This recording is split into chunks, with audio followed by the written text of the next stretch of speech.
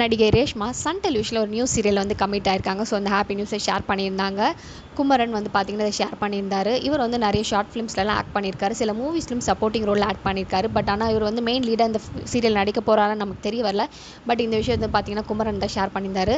Sun டெலிவிஷனில் வந்து மீனா சீரியலில் கூட அவர் வந்து நடிச்சிருக்காரு. அப்புறம் பார்த்திங்கன்னா சிறகடி காசே சீரியலில் சீதாக்கு ஃபியான்சி போல் வந்திருப்பாரு. பட் ஆனால் அவங்க அக்செப்ட் பண்ணிக்காதனால அவங்களோட வெட்டிங் ட்ராக் அதுக்கப்புறம் தொடர, அதனால் அதுலேருந்து விலகிட்டார்.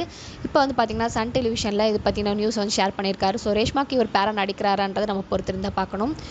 சன் டெலிவிஷனில் நியூஸ் சீரியலில் கமிட் ஆயிருக்கல ரேஷ்மா ரொம்ப ஹாப்பி. ஏன்னா வந்து பார்த்திங்கன்னா அவங்களோட 2 க்ளோஸ் ஃப்ரெண்ட்ஸ் வந்து ரேஷ்மாக்குன்னு பார்த்திங்கன்னா சாய்த்ராவும் அப்புறம் நக்ஷத்ராவும் தான். நிறைய வீடியோஸ் அவங்க 2 பேரும் ஒன்றா அவங்க ஃப்ரெண்ட்ஸ் கூட இருக்கிறத பார்த்துருக்கோம்.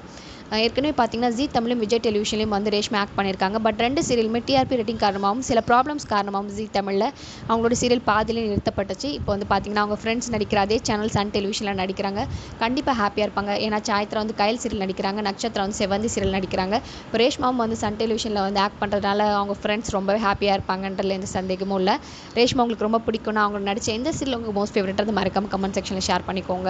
இந்த மாதிரி சீரியல் பற்றின அப்டேட்ஸ் தெரிஞ்சுக்கணும் நம்ம சேனலை சப்ஸ்கிரைப் பண்ணிக்கோங்க. For more exclusive updates and videos, please subscribe our channel.